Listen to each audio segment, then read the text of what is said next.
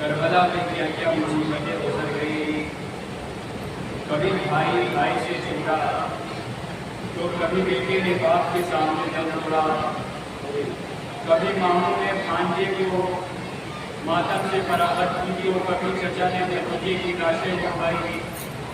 हाय अफसोस, एक दोपहर में फरा कर गिर गया।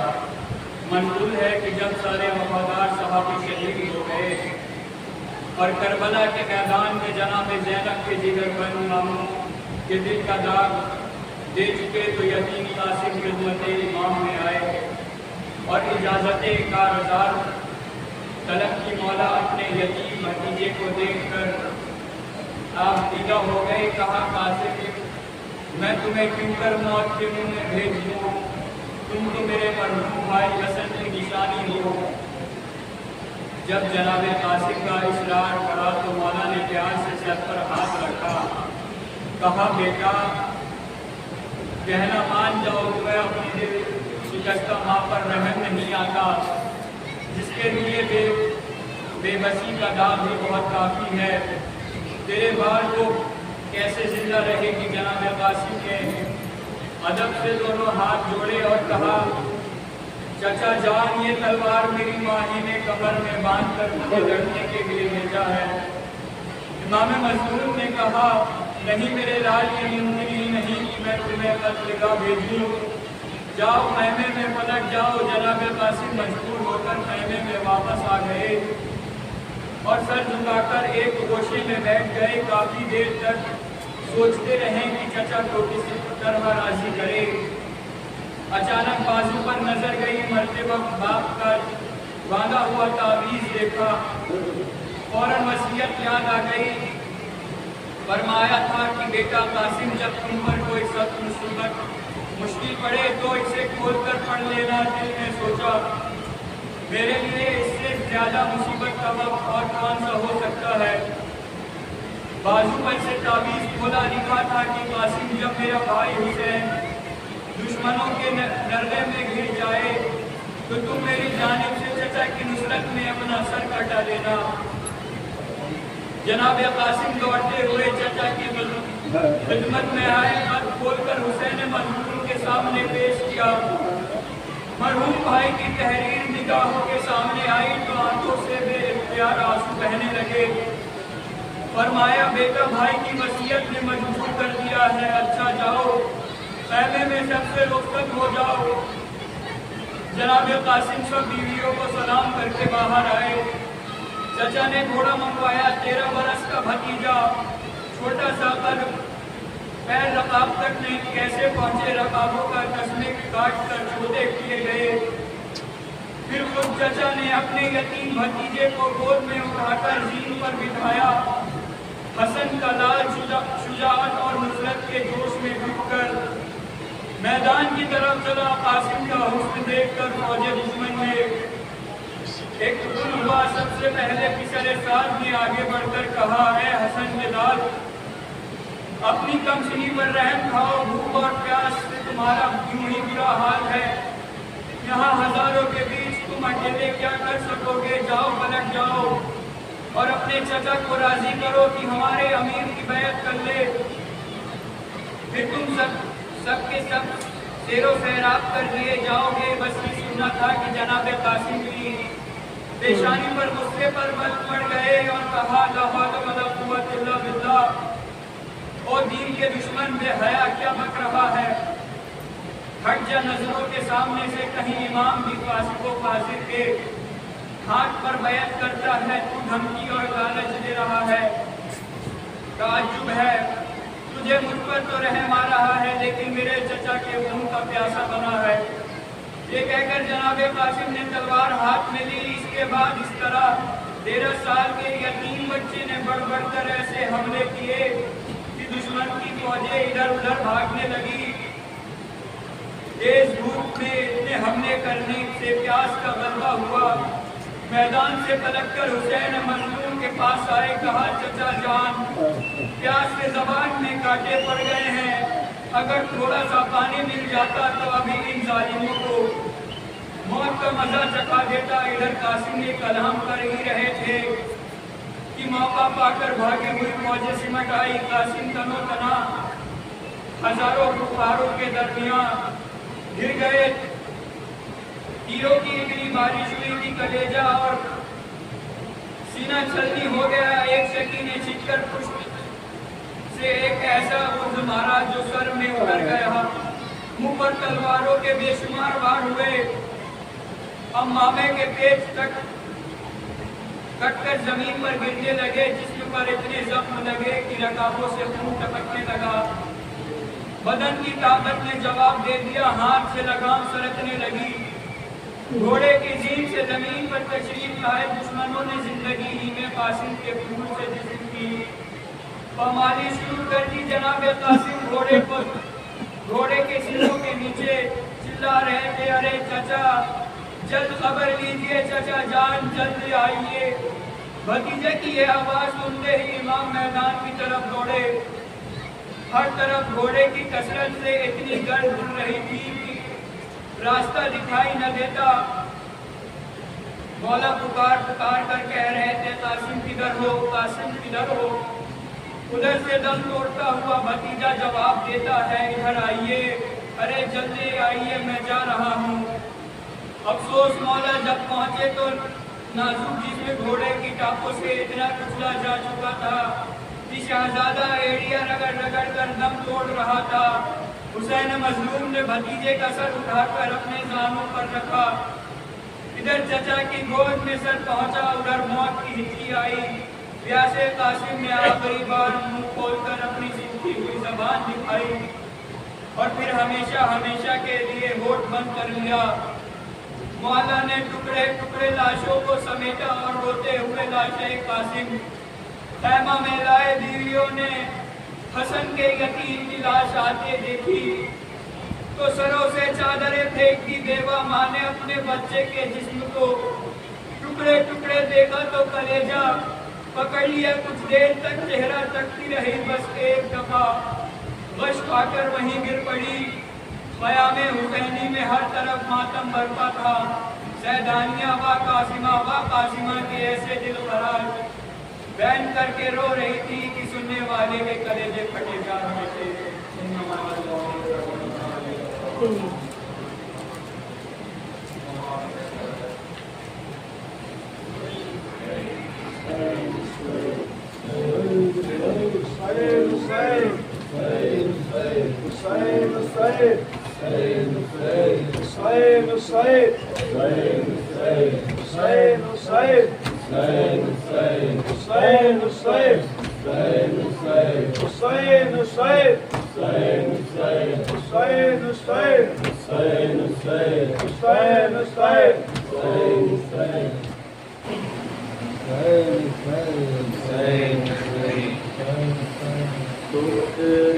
नहीं चादर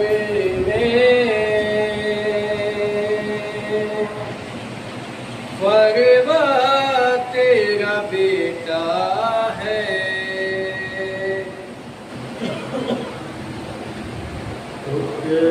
नहीं चादर में फरवा तेरा बेटा है। मक्तल में इसे मैंने चुने चुन के उठाया है। नहीं चादर में फरवा तेरा बेटा है। मक्तल में इसे मैंने चुन चुन के उठाया। रुख करके बकैया का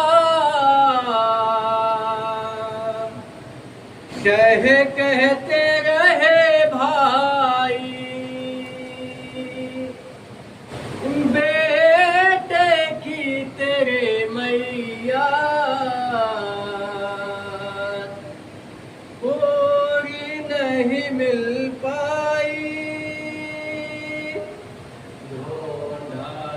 बहुत मैंने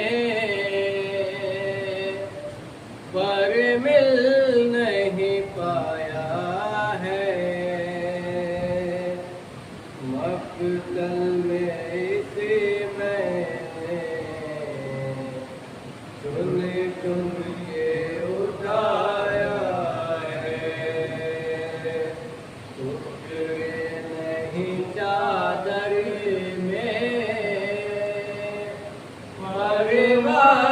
तेरा बेटा है। चुन चुन के उसे मैंने चुन चुन के उठाया है।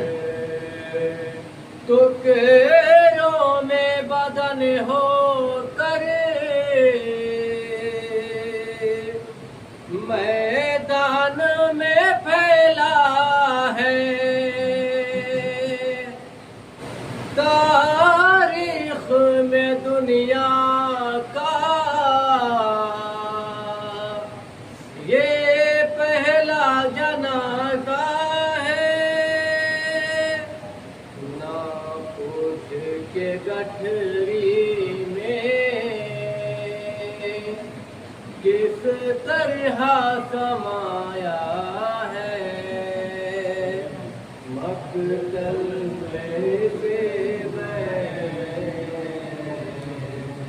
चुन चुन के उठाया है, तुम्हें नहीं चादर में परिवार मेरा बेटा है, मकतल में से मैंने चुन चुन के उठाया। हाथों को कभी सरी को सीने को उठाता था, और बाकी जनाजे को मैं ढूंढने जाता था। इसने मुझे गुर्बत का एहसास दिलाया है, मकतल में से मैंने चुन चुन के उठाया है, रुके नहीं चादर परिवार तेरा बेटा है, मकतल में इसे मैंने चुन चुन के उठाया है। कासिम मैं तेरी माँ को किस तरह से बतलाऊं,